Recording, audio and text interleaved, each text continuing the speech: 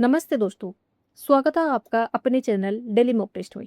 दोस्तों, अगर आप भी राजस्थान सीईटी 2026 एग्जाम की तैयारी कर रहे हैं तो ये वीडियो आपके लिए बहुत ही महत्वपूर्ण होने वाला है, क्योंकि आज के इस वीडियो में हम राजस्थान की भाषा एवं बोलियां टॉपिक के अति महत्वपूर्ण क्वेश्चनों को हल करेंगे, जो आरपीएससी के द्वारा 1995 से लेकर 2025 की विभिन्न परीक्षाओं में पूछे गए थे और आने वाले एग्जाम में भी पूछे जा सकते हैं। तो वीडियो को अंत तक जरूर देखें, वीडियो को लाइक करें और अपने दोस्तों में शेयर करें। चैनल पर पहली बार है तो चैनल को सब्सक्राइब जरूर कर ले, ताकि आने वाली एक भी वीडियो आपसे मिस ना हो। तो चलिए बिना समय को बर्बाद किए हुए वीडियो को शुरू करते हैं। आज का हमारा पहला क्वेश्चन है, जॉर्ज ग्रीशियन एवं पुरुषोत्तम लाल मनेरिया के अनुसार राजस्थानी भाषा का उद्गम किस अपभ्रंश से हुआ? गुजरी अपभ्रंश, नागर अपभ्रंश, सोरसेनी अपभ्रंश या वाचन अपभ्रंश? तो इसमें आपका सही आंसर हो जाएगा ऑप्शन बी, नागर अपभ्रंश। जॉर्ज ग्रीशियन एवं पुरुषोत्तम लाल मनेरिया के अनुसार राजस्थानी भाषा का जो उद्गम है ये नागर अपभ्रंश से हुआ माना जाता है। तो इसमें आपका सही आंसर हो जाएगा ऑप्शन बी। अगला क्वेश्चन है, राजस्थानी भाषा का स्वर्णकाल किस समयावधि को माना जाता है? 1000 से 1200 ईस्वी, 1200 से 1400 ईस्वी, 1650 से 1850 ईस्वी या 1850 से 1950 ईस्वी? तो इसमें आपका सही आंसर होगा ऑप्शन सी, 1650 से 1850 ईस्वी का जो मध्य का काल है ये राजस्थानी भाषा का स्वर्णकाल माना जाता है। तो इसमें आपका सही आंसर हो जाएगा ऑप्शन सी। अगला क्वेश्चन है, 778 ईस्वी में उद्योतन सूरी द्वारा रचित कुवलमाला ग्रंथ में कितनी देसी भाषाओं का उल्लेख किया गया है? 12, 18, 21 या 25? तो इसमें आपका सही आंसर हो जाएगा ऑप्शन बी, 18 देसी भाषाओं का उल्लेख किया गया है कुवलमाला ग्रंथ में, जो कि उद्योतन सूरी द्वारा रचित है। तो इसमें आपका सही आंसर हो जाएगा ऑप्शन बी। अगला क्वेश्चन है, डिंगल साहित्य में किस अलंकार का प्रयोग मुख्य रूप से होता है? अनुप्रास अलंकार, वेन संगाई अलंकार, यमक अलंकार या श्लेष अलंकार? तो इसमें आपका सही आंसर हो जाएगा ऑप्शन बी, वेन संगाई अलंकार का प्रयोग मुख्य रूप से होता है डिंगल साहित्य में। तो इसमें आपका सही आंसर हो जाएगा ऑप्शन बी। अगला क्वेश्चन है, निम्नलिखित में से कौन सा ग्रंथ पिंगल शैली से संबंधित है? अंचलदास खिंचरी वचनिका, राजरूपक, पृथ्वीराज रासो, ढोला मारूरा दुहा? तो इसमें आपका सही आंसर हो जाएगा ऑप्शन सी, पृथ्वीराज रासो। ये जो ग्रंथ है ये पिंगल शैली में लिखा गया है। तो इसमें आपका सही आंसर हो जाएगा ऑप्शन सी। अगला क्वेश्चन है, निम्नलिखित कथनों पर विचार कीजिए। पहला कथन है, डिंगल पश्चिमी राजस्थानी यानी कि मारवाड़ का साहित्यिक रूप है। तो ये जो पहला कथन है ये बिल्कुल सही है।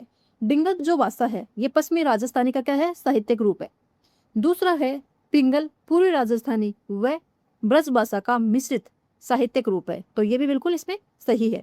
आपको डिंगल और पिंगल में याद रखना है, डिंगल तो पश्चिमी राजस्थान की साहित्यिक रूप है, जबकि पिंगल है ये पूर्वी राजस्थान का साहित्यिक रूप है। ये इसमें दोनों कथन बिल्कुल सही है। अगला कथन है, डिंगल शैली की रचनाएं मुख्य रूप से भाटों द्वारा की जाती थी। तो ये गलत है। डिंगल शैली की जो रचनाएं हैं ये चारण साहित्य में प्रयुक्त होता है, जबकि भाटों द्वारा जो लिखी जाती है ये क्या है? ये पिंगल में लिखा जाता है। तो इसमें आपका सही आंसर हो जाएगा ऑप्शन बी। केवल 1 और 2 इसमें सही है। अगला क्वेश्चन है, राजस्थानी भाषा के उत्पत्ति या उद्गम के संदर्भ में कथनों की जांच कीजिए। पहला कथन है, एलपी टेसीटोरी के अनुसार राजस्थानी भाषा का विकास गुज्जर अपभ्रंश से हुआ है। तो ये बिल्कुल सत्य कथन है। राजस्थानी भाषा का विकास है ये गुज्जर अपभ्रंश से हुआ है। ये किसने माना है? तो ये एलपी टेसीटोरी ने माना है। अगला कथन है, राजपूताने की प्राचीन लिपि ब्राह्मी लिपि है। तो ये भी बिल्कुल सही है। राजपूताने की जो प्राचीन लिपि थी ये ब्राह्मी लिपि है। अगला कथन है, राजस्थानी भाषा दिवस प्रतिवर्ष 14 सितंबर को मनाया जाता है। तो ये कथन है ये बिल्कुल गलत है। राजस्थानी भाषा दिवस है ये 21 फरवरी को मनाया जाता है, जबकि 14 सितंबर है, इस दिन हिंदी दिवस बनाया जाता है। तो इसमें आपका सही आंसर होगा ऑप्शन ए। कथन 1 और 2 इसमें सही है, लेकिन तीसरा है इसमें गलत है। तो इसमें आपका सही आंसर होगा ऑप्शन ए। अगला क्वेश्चन है, सूची 1 को सूची 2 से सुमेलित कीजिए। पहली सूची में ग्रंथ है और दूसरी सूची में उसके रचयिता है। तो पहला ग्रंथ है कुवलमाला ग्रंथ। कुवलमाला ग्रंथ के रचयिता कौन है? तो उद्यतन सूर्य इसके रचयिता है। अगला ग्रंथ है अंचलदास खिंचरी वचनी का। ये जो ग्रंथ है ये शिवदास गढ़न के द्वारा रचा गया है।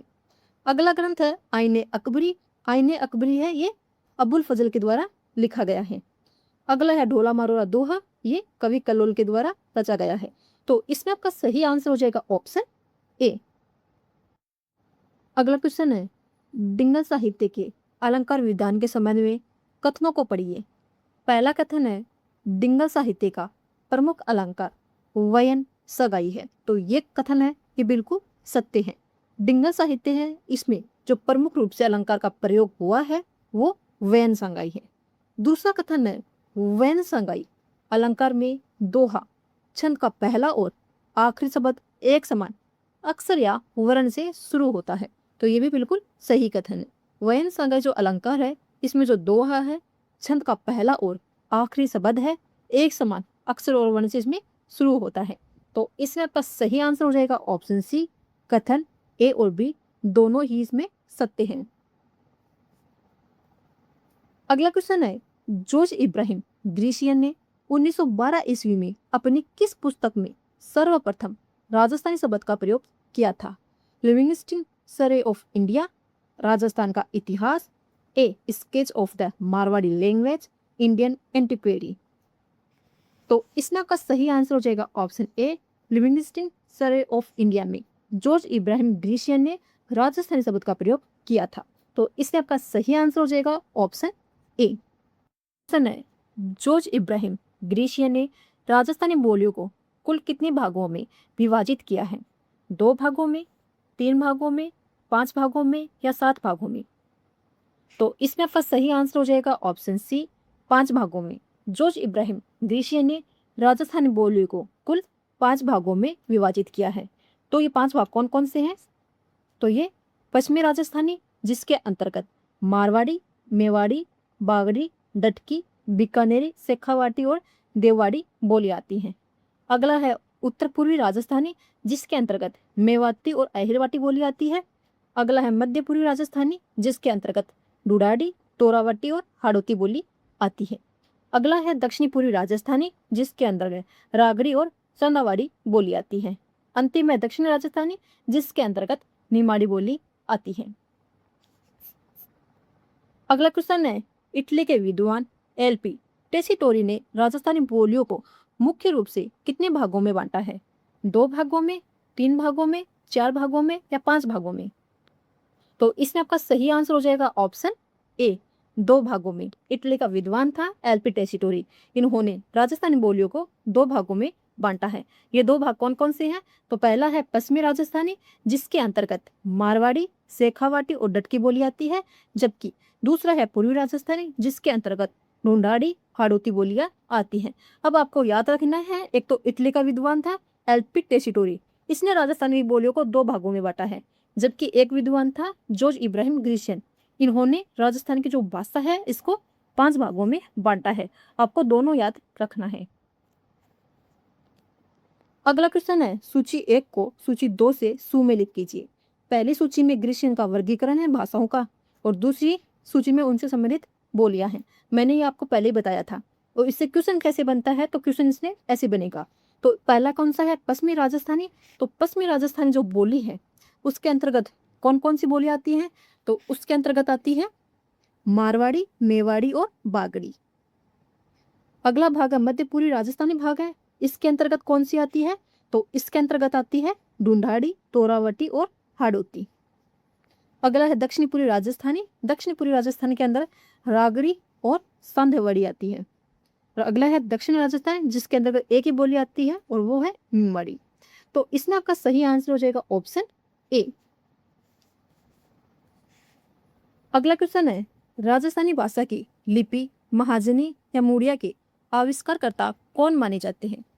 दयालदास, टोडरमल, मोहनोट नैन्सी, कस्तूरबा गांधी।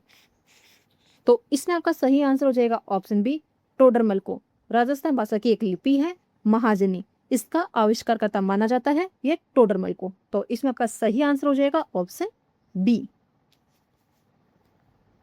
अगला क्वेश्चन है, क्षेत्रफल की दृष्टि से राजस्थान की सबसे बड़ी और सर्वाधिक लोगों द्वारा बोली जाने वाली बोली कौन सी है? मेवाड़ी, ढूंढाड़ी, मारवाड़ी या हाड़ौती? तो इसमें आपका सही आंसर हो जाएगा ऑप्शन सी, मारवाड़ी।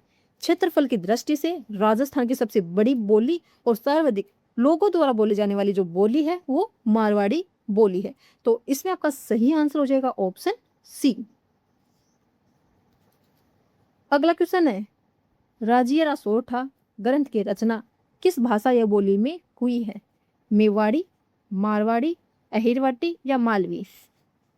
तो इसमें आपका सही आंसर हो जाएगा ऑप्शन बी, मारवाड़ी बोली में रचना की गई है राजिया सोरठा। और ये जो राजिया सोरठा है ये करपाराम द्वारा रचित है।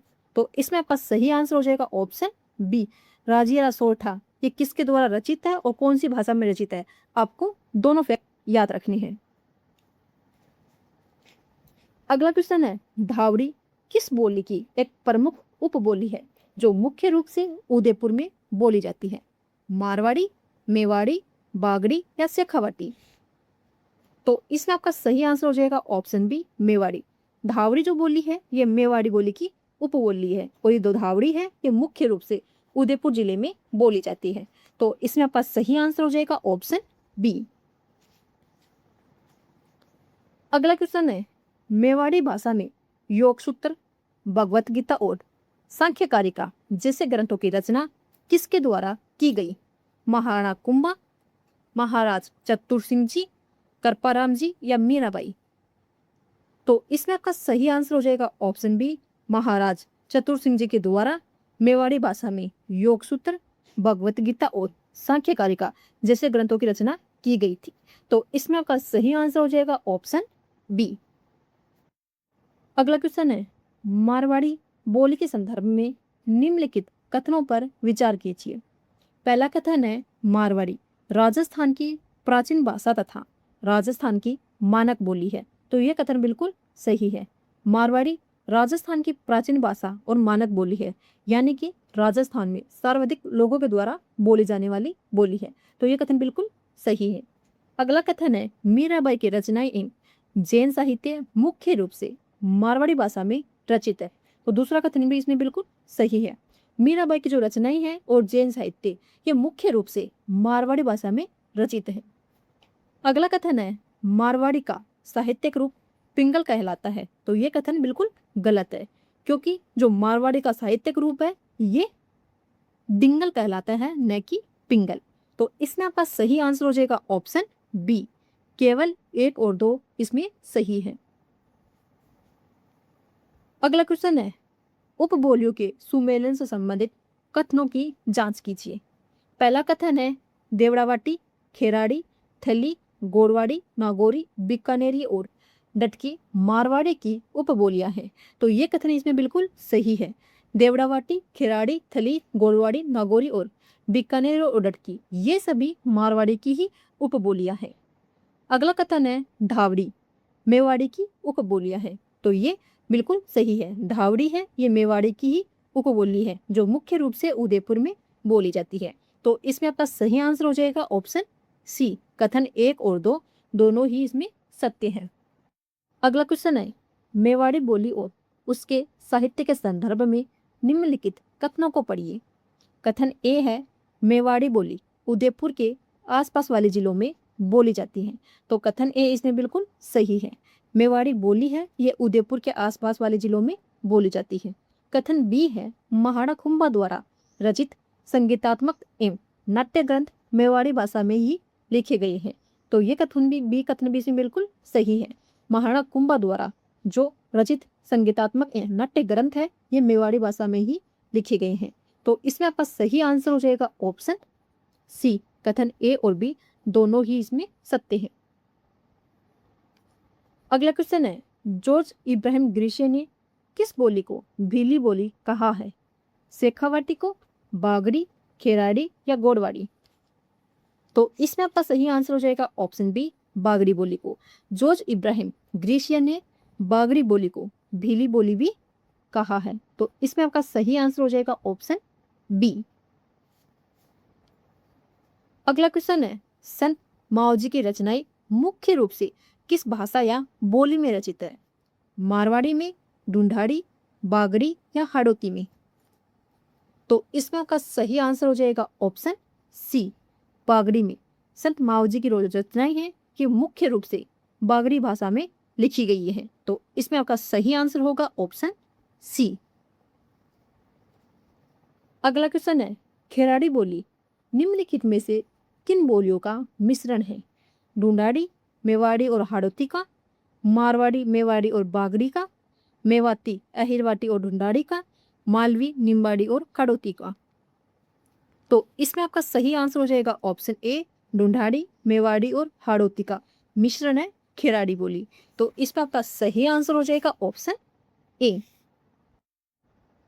अगला क्वेश्चन है, प्रसिद्ध ग्रंथ विश्वदेव रासो किस बोली की प्रमुख रचना है? देवड़ावाटी, गोडवाड़ी, थैली या ढाटी? तो इसमें आपका सही आंसर हो जाएगा ऑप्शन बी, गोडवाड़ी। विश्वदेव रासो जो ग्रंथ है ये गोडवाड़ी बोली में लिखा गया ग्रंथ है। तो इसमें आपका सही आंसर हो जाएगा ऑप्शन डी। अगला क्वेश्चन है, जालोर की आहोर तहसील और पाली की बाली तहसील में मुख्य रूप से कौन सी बोली बोली जाती है? गोडवाड़ी, देवड़ावाटी, शेखावाटी या ढटकी? तो इसमें आपका सही आंसर हो जाएगा ऑप्शन ए, गोडवाड़ी। जालोर की तो आहोर तहसील और पाली की बाली तहसील, इन दोनों तहसीलों में मुख्य रूप से गोडवाड़ी बोली बोली जाती है। तो इसमें आपका सही आंसर हो जाएगा ऑप्शन ए। अगला क्वेश्चन है, देवड़ावाटी बोली मुख्य रूप से किस क्षेत्र में बोली जाती है? बाड़मेर में, सिरोही में, जैसलमेर या टोंक में? तो इसमें आपका सही आंसर हो जाएगा ऑप्शन बी, सिरोही जिले में मुख्य रूप से देवड़ावाटी बोली बोली जाती है। तो इसमें आपका सही आंसर हो जाएगा ऑप्शन बी। अगला क्वेश्चन है, केवल बाड़मेर क्षेत्र में बोली जाने वाली उपबोली कौन सी है? थली, ढटकी, ढड्डी या खेराड़ी? तो इसमें आपका सही आंसर हो जाएगा ऑप्शन सी, ढड्डी है ये मुख्य रूप से बाड़मेर क्षेत्र में बोली जाने वाली उपबोली है। तो इसमें आपका सही आंसर हो जाएगा ऑप्शन सी। अगला क्वेश्चन है, वागड़ी बोली के संदर्भ में निम्नलिखित कथनों पर विचार कीजिए। पहला कथन है, यह वागड़ क्षेत्र यानी कि डूंगरपुर और बांसवाड़ा, प्रतापगढ़ और सिरोही में बोली जाती है। तो कथन इसमें एक है, ये बिल्कुल सत्य है। वागड़ क्षेत्र में वागड़ी बोली बोली जाती है और वागड़ क्षेत्र में डूंगरपुर और बांसवाड़ा जिला आता है और इसके अलावा ये प्रतापगढ़ और सिरोही जिलों में भी बोली जाती है। तो ये कथन इसमें बिल्कुल सही है। अगला कथन है, गुजरात के निकट होने के कारण इस पर गुजराती भाषा का प्रभाव स्पष्ट दिखाई देता है। तो यह कथन में बिल्कुल सही है। बागड़ी बोली है ये गुजरात के निकट होने के कारण, यानी कि डूंगरपुर, बांसवाड़ा, प्रतापगढ़ और सिरोही ये जो चारों जिले हैं ये गुजरात राज्य के निकट है, इसी कारण इस पर गुजराती भाषा का भी प्रभाव दिखाई देता है। अगला कथन है, जॉर्ज इब्राहिम ग्रीशिया ने इसे भीली बोली नाम दिया था। तो यह भी बिल्कुल सही है। तो इसमें आपका सही आंसर हो जाएगा ऑप्शन डी, इसमें तीनों ही सही हैं। अगला क्वेश्चन है, खेराड़ी और शेखावाटी बोलियों से संबंधित कथनों की जांच कीजिए। पहला कथन है, खेराड़ी बोली जहाजपुर, शाहपुरा, टोंक और बूंदी के कुछ क्षेत्रों में बोली जाती है। तो कथन एक है, इसमें बिल्कुल सत्य है। खेराड़ी बोली जहाजपुर, शाहपुरा, टोंक और बूंदी जिले के कुछ क्षेत्रों में बोली जाती है। दूसरा कथन है, शेखावाटी बोली चूरू, सीकर, झुंझुनू क्षेत्र की प्रमुख बोली है। तो दूसरा कथन भी इसमें बिल्कुल सही है। शेखावाटी बोली है ये चूरू, झुंझुनू और सीकर में बोली जाती है, क्योंकि शेखावाटी क्षेत्र में ये तीनों जिले ही शामिल है। यहाँ पर शेखावाटी बोली बोली जाती है। तो इसमें आपका सही आंसर हो जाएगा ऑप्शन सी, कथन 1 और 2 दोनों ही इसमें सत्य हैं। अगला क्वेश्चन है, पश्चिमी राजस्थान की उपबोलियों और उनके क्षेत्रों के संदर्भ में कौन सा कथन सत्य है? पहला है थली बोली बीकानेर, जैसलमेर और बाड़मेर में बोली जाती है। तो ये बिल्कुल सही है। थली बोली है ये बीकानेर, जैसलमेर और बाड़मेर जिलों में बोली जाती है। अगला है ठटकी बोली मुख्य रूप से जैसलमेर जिलों में बोली जाती है। तो ये भी बिल्कुल सही है। ठटकी बोली मुख्य रूप से जैसलमेर जिले में ही बोली जाती है। अगला कथन है ठाटी बोली सिरोही जिले की प्रमुख बोली है। तो ये गलत है। सिरोही जिले में मुख्य रूप से देवड़ावाटी बोली बोली जाती है, जबकि ये टाटी है ये कहाँ बोली जाती है? तो ये बाड़मेर जिले में मुख्य रूप से बोली जाती है। तो इसमें आपका सही आंसर हो जाएगा ऑप्शन ए। केवल 1 और 2 इसमें सही है। अगला क्वेश्चन है ढूंढाड़ी बोली को अन्य किस नाम से या नामों से भी जाना जाता है? जयपुरी, झाड़साही, ए और बी दोनों या मारवाड़ी? तो इसमें आपका सही आंसर हो जाएगा ऑप्शन सी, ए और बी दोनों। यानी कि ढूंढाड़ी बोली को जयपुरी या झाड़साही बोली के नाम से भी जाना जाता है। तो इसमें आपका सही आंसर होगा ऑप्शन सी। अगला प्रश्न है प्रसिद्ध संत दादू दयाल और उनके शिष्य सुंदरदास की रचनाएं मुख्य रूप से किस भाषा या बोली में रचित है? मारवाड़ी में, ढूंढाड़ी, मेवाती या हाड़ौती?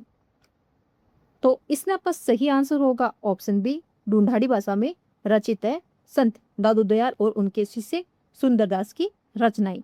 तो इसमें आपका सही आंसर होगा ऑप्शन बी। अगला क्वेश्चन है ढूंढाड़ी बोली का प्राचीनतम उल्लेख 18वीं सदी की किस पुस्तक में मिलता है? कुंवल माल्या, 8 देश गुजरी, Livingstone survey of India, Visaldev रासौर? तो इसमें आपका सही आंसर होगा ऑप्शन बी, 8 देश गुजरी। ये 18वीं सदी की पुस्तक है जिसके अंतर्गत ढूंढाड़ी बोली का प्राचीनतम उल्लेख मिलता है। तो इसमें आपका सही आंसर होगा ऑप्शन बी। अगला क्वेश्चन है तोरावटी उपबोली मुख्य रूप से किस जिले या क्षेत्र में बोली जाती है? सवाई माधोपुर, नीम का थाना, करौली या अजमेर? तो इसमें आपका सही आंसर हो जाएगा ऑप्शन बी, नीम का थाना क्षेत्र में तोरावटी बोली मुख्य रूप से बोली जाती है। तो इसमें आपका सही आंसर हो जाएगा ऑप्शन बी। अगला प्रश्न है स्वयं माधोपुर और टोंक के क्षेत्रों में ढूंढाड़ी की कौन सी उपबोली बोली जाती है? काठेड़ी, नागरचौल, राजावाटी या जगरोटी? तो इसमें आपका सही आंसर हो जाएगा ऑप्शन बी, नागरचौल, जो बोली है स्वयं माधोपुर और टोंक के क्षेत्रों में बोली जाती है। और ये नागरचौल है ये ढूंढाड़ी की उपबोली है। तो इसमें आपका सही आंसर हो जाएगा ऑप्शन बी। अगला क्वेश्चन है जयपुर के दक्षिणी भाग में कौन सी उपबोली बोली जाती है? चौरासी, काठेड़ी, तोरावटी या अजमेरी? तो इसमें आपका सही आंसर हो जाएगा ऑप्शन बी, काठेड़ी उपबोली है ये जयपुर के दक्षिणी भाग में बोली जाती है। तो इसमें आपका सही आंसर हो जाएगा ऑप्शन बी। अगला प्रश्न है जयपुर का शाहपुरा क्षेत्र और टोंक का पश्चिमी भाग किस उपबोली के प्रभाव क्षेत्र में आता है? चौरासी, जगरोती, काठेड़ी या किसानगढ़ी? तो इसमें आपका सही आंसर हो जाएगा ऑप्शन ए, चौरासी। जयपुर का तो शाहपुरा क्षेत्र और टोंक का पश्चिमी भाग इन दोनों क्षेत्रों में चौरासी उपबोली बोली जाती है। तो इसमें आपका सही आंसर हो जाएगा ऑप्शन ए। अगला क्वेश्चन है ढूंढाड़ी बोली के संदर्भ में निम्नलिखित कथनों पर विचार कीजिए। पहला कथन है ढूंढाड़ी बोली पूरे राजस्थान के जयपुर, किशनगढ़, अलवर और दौसा जिलों में बोली जाती है। तो यह कथन है इसमें बिल्कुल सही है। जो ढूंढाड़ी बोली है ये पूरी राजस्थान के जयपुर, किशनगढ़, अलवर और दौसा जिलों में बोली जाती है। अगला कथन है इस बोली पर गुजराती और ब्रज भाषा का प्रभाव स्पष्ट दिखाई देता है। तो यह कथन बिल्कुल सही है। ढूंढाड़ी बोली है इस पर गुजराती और ब्रज भाषा का प्रभाव दिखाई देता है। अगला है संत दादू दयाल जी ने अपने उपदेश मारवाड़ी बोली में दिए थे। तो ये गलत है। संत दादू दयाल जी है इन्होंने अपने उद्देश्य है ये ढूंढाड़ी भाषा में दिए थे। इनकी रचनाएं है ये ढूंढाड़ी भाषा में ही है। तो इसमें आपका सही आंसर हो जाएगा ऑप्शन ए, केवल 1 और 2 इसमें सही है। अगला क्वेश्चन है, ढूंढाड़ी की उपबोलियों एवं उनके क्षेत्रों के संबंध में कथनों की जांच कीजिए। पहली है जगरोती बोली, मुख्य रूप से करौली जिले में बोली जाती है। तो ये बिल्कुल सही है। जगरोती उपबोली है ये ढूंढाड़ी की उपबोली है जो कि मुख्य रूप से करौली जिले में बोली जाती है। दूसरा कथन है काठेड़ी उपबोली, जयपुर के दक्षिणी भाग में बोली जाती है। तो ये भी बिल्कुल सही है। काठेड़ी ये भी ढूंढाड़ी की ही उपबोली है जो कि जयपुर के दक्षिणी भाग में बोली जाती है। तीसरा कथन है चौरासी उपबोली, जयपुर के शाहपुरा क्षेत्र और टोंक के पश्चिमी भाग में बोली जाती है। तो ये भी बिल्कुल सही है। चौरासी उपबोली है ये ढूंढाड़ी की ही उपबोली है जो कि जयपुर के शाहपुरा क्षेत्र और टोंक के पश्चिमी भाग में बोली जाती है। तो इसमें आपका सही आंसर हो जाएगा ऑप्शन सी, कथन 1, 2 और 3 सभी इसमें सत्य हैं। अगला प्रश्न है हाड़ौती क्षेत्र जिसके अंतर्गत कोटा, बूंदी, बारा और झालावाड़ जिले आते हैं में बोली जाने वाली हाड़ौती बोली को किस प्रमुख बोली की उपबोली माना जाता है? मारवाड़ी की, ढूंढाड़ी, मेवाड़ी या मेवाती? तो इसमें आपका सही आंसर हो जाएगा ऑप्शन बी, ढूंढाड़ी की उपबोली माना जाता है हाड़ौती बोली को। तो इसमें आपका सही आंसर हो जाएगा ऑप्शन बी। अगला प्रश्न है 1875 ईस्वी में अपनी पुस्तक हिंदी ग्रामर में हाड़ौती शब्द का प्रयोग भाषा के अर्थ में सर्वप्रथम किसने किया था? जॉर्ज इब्राहिम ग्रीशियन ने, एलपी टेसिटोरी ने, मिस्टर केलाग ने या कर्नल जेम्स टोड ने? तो इसमें आपका सही आंसर हो जाएगा ऑप्शन सी, मिस्टर केलाग ने अपनी पुस्तक हिंदी ग्रामर में हाड़ौती शब्द का प्रयोग भाषा के अर्थ में किया था। तो इसमें आपका सही आंसर हो जाएगा ऑप्शन सी। अगला क्वेश्चन है प्रसिद्ध कवि सूर्यमल मिश्रण की रचनाएं मुख्य रूप से किस भाषा या बोली में रचित है? मेवाती में, हाड़ौती में, अहिरवाटी या बागड़ी में? तो इसमें आपका सही आंसर हो जाएगा ऑप्शन बी, हाड़ौती भाषा में। प्रसिद्ध कवि है सूर्यमल मिश्रण, इनकी जो रचनाएं हैं ये मुख्य रूप से हाड़ौती भाषा में लिखी गई हैं। तो इसमें आपका सही आंसर हो जाएगा ऑप्शन बी। अगला क्वेश्चन है पश्चिमी हिंदी और राजस्थानी भाषा के मध्य सेतु यानी कि पुल का कार्य कौन सी बोली करती है? हाड़ौती, मेवाती, मारवाड़ी या मालवी? तो इसमें आपका सही आंसर हो जाएगा ऑप्शन सी, मेवाती बोली। मेवाती बोली है ये पश्चिमी हिंदी और राजस्थानी भाषा के मध्य सेतु का काम करती है। तो इसमें आपका सही आंसर हो जाएगा ऑप्शन बी। अगला प्रश्न है संत चरणदास जी, लालदास जी, दयाबाई और सहजोबाई के ग्रंथ किस भाषा या बोली में रचित है? मेवाती में, ढूंढाड़ी, मारवाड़ी या मेवाड़ी? तो इसमें आपका सही आंसर हो जाएगा ऑप्शन ए, मेवाती भाषा में रचित है। संत चरणदास जी, लालदास जी, दयाबाई और सहजोबाई के द्वारा जो भी ग्रंथ लिखा गया है वो मेवाती भाषा में रचित है। तो इसमें आपका सही आंसर हो जाएगा ऑप्शन ए। अगला क्वेश्चन है नेहड़ा मेवाती बोली मुख्य रूप से किन क्षेत्रों में बोली जाती है? भरतपुर में, अलवर, प्रतापगढ़ और अजबगढ़ में, कोटा या बूंदी में? तो इसमें आपका सही आंसर होगा ऑप्शन बी, अलवर, प्रतापगढ़ और अजबगढ़ में मुख्य रूप से नेहड़ा मेवाती बोली बोली जाती है। तो इसमें आपका सही आंसर हो जाएगा ऑप्शन बी। अगला क्वेश्चन है हाड़ौती बोली के संदर्भ में निम्नलिखित कथनों पर विचार कीजिए। पहला कथन है हाड़ा राजपूतों द्वारा शासन करने के कारण कोटा, बूंदी, बारा व झालावाड़ का क्षेत्र हाड़ौती कहलाया। तो यह कथन बिल्कुल सही है। कोटा, बूंदी, बारा और झालावाड़ इन क्षेत्रों पर हाड़ा राजपूतों का शासन था, इसीलिए ये हाड़ौती क्षेत्र कहलाया था। तो यह कथन बिल्कुल सही है। अगला कथन है हाड़ौती बोली वर्तने की दृष्टि से राजस्थान की सबसे कठिन बोली मानी जाती है। तो ये कथन भी बिल्कुल सही है।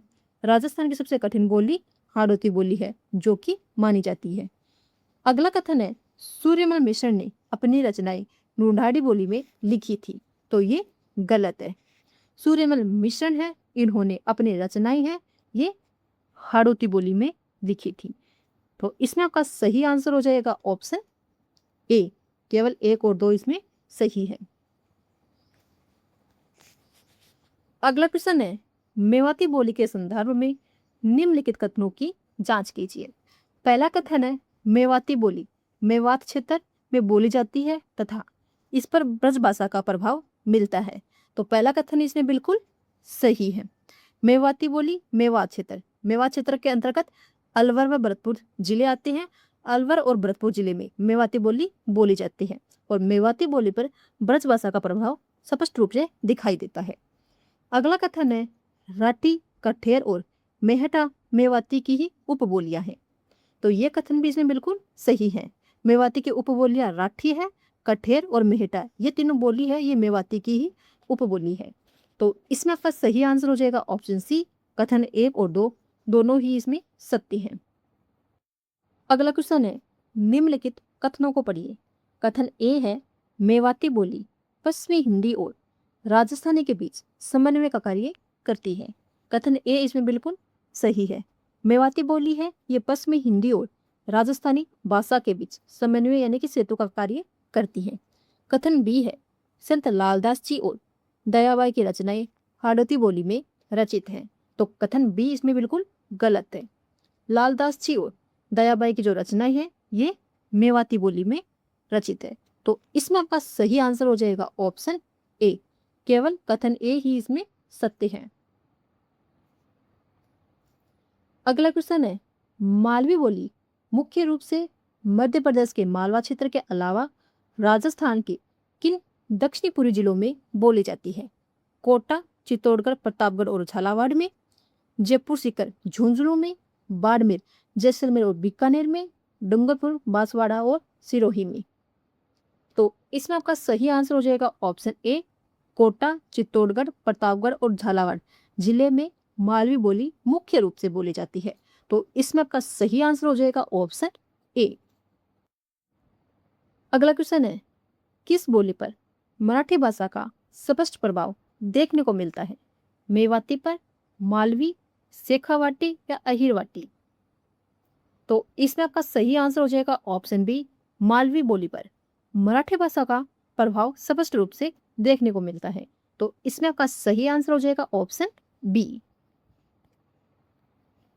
अगला क्वेश्चन है रागड़ी बोली किन 2 बोलियों का मिश्रण है? मारवाड़ी व मालवी का, ढूंढाड़ी और हाड़ौती का, मेवाती व अहिरवाटी का या बागड़ी व गुजराती का? तो इसमें आपका सही आंसर हो जाएगा ऑप्शन ए। मारवाड़ी और मालवी का मिश्रण है रागड़ी बोली। तो इसमें आपका सही आंसर हो जाएगा ऑप्शन ए। अगला क्वेश्चन है राजस्थान के उत्तर पश्चिमी जिलों और पंजाब के अबोहर, फाजिल्का, बठिंडा में बोली जाने वाली बोली कौन सी है? बागड़ी, वागड़ी, थली या ढाटी? तो इसमें आपका सही आंसर हो जाएगा ऑप्शन ए। बागड़ी। बागड़ी बोली है ये राजस्थान के उत्तरी पश्चिमी जिले हनुमानगढ़ और श्री गंगानगर में और पंजाब के अबोहर, फाजिल्का और बठिंडा में बोले जाने वाली बोली है। तो इसमें आपका सही आंसर हो जाएगा ऑप्शन ए। अगला क्वेश्चन है प्रशासनिक कार्यों में हिंदी के प्रयोग को अनिवार्य करने के लिए राजस्थानी राजभाषा अधिनियम किस वर्ष लाया गया था? 1956, 1967, 1972 या 1982? तो इसमें आपका सही आंसर हो जाएगा ऑप्शन बी 1967 को।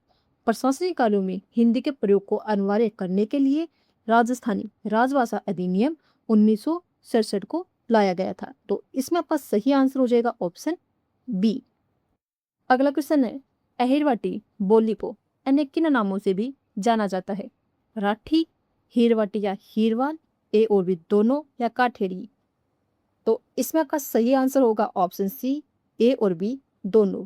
अहिरवाटी बोली है इनको राठी, हीरवाटी या हीरवाल इन दोनों के नाम से ही जाना जाता है।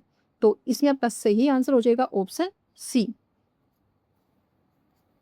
अगला क्वेश्चन है, जोधराज कृत हमीररासो शंकरराव कृत भीमविलास और अलीबक्स के ख्याल नाट्य में किस बोली का प्रयोग हुआ है? मालविका, अहिरवाटी, गोड़वाड़ी या हाड़ौती का? तो इसमें आपका सही आंसर हो जाएगा ऑप्शन बी, अहिरवाटी बोली का प्रयोग हुआ है। तो इसमें आपका सही आंसर हो जाएगा ऑप्शन बी। अगला क्वेश्चन है, मालवी बोली और उसकी उपबोलियों के संदर्भ में कथनों पर विचार कीजिए। पहला कथन है, मालवी मुख्यतः मध्य प्रदेश के मालवा क्षेत्र तथा राजस्थान के दक्षिण पूर्वी जिलों में बोली जाती है। तो पहला कथन इसमें बिल्कुल सही है। मालवी बोली है ये मुख्यतः मध्य प्रदेश के मालवा क्षेत्र तथा राजस्थान के दक्षिण पूर्वी जिलों में बोली जाती है। अगला कथन है, रागड़ी बोली मालवा क्षेत्र के राजपूतों द्वारा बोली जाती है। तो दूसरा कथन भी इसमें बिल्कुल सही है। रागड़ी बोली है ये मालवा क्षेत्र के जो राजपूत है उनके द्वारा बोली जाने वाली बोली है। अगला कथन है, निम्माड़ी बोली को दक्षिणी राजस्थान की बोली भी कहा जाता है। तो ये कथन भी इसमें बिल्कुल सही है। निम्माड़ी बोली है ये राजस्थान के दक्षिण क्षेत्र में बोली जाने वाली बोली है। तो इसमें आपका सही आंसर होगा ऑप्शन डी, इसमें तीनों कथन ही सही है। अगला क्वेश्चन है, अहिरवाटी बोली के संदर्भ में निम्नलिखित कथनों की जांच कीजिए। पहला कथन है कि मुंडावर, बहरोड, कोटपुतली तथा हरियाणा के गुड़गांव व महेंद्रगढ़ क्षेत्र की बोली जाती है। तो ये भी बिल्कुल सही कथन है। इस पर पहला कथन ये बिल्कुल सत्य है। जो अहिरवाटी बोली है ये मुंडावर, बहरोड, कोटपुतली तथा हरियाणा के गुड़गांव व महेंद्रगढ़ क्षेत्र में बोली जाने वाली बोली है। दूसरा कथन है, अलवर के रसकान कहे जाने वाले अली बख्श ने अपने ख्याल नाट्य में अहिरवाटी बोली का प्रयोग किया है। तो दूसरा कथन भी इसमें बिल्कुल सही है।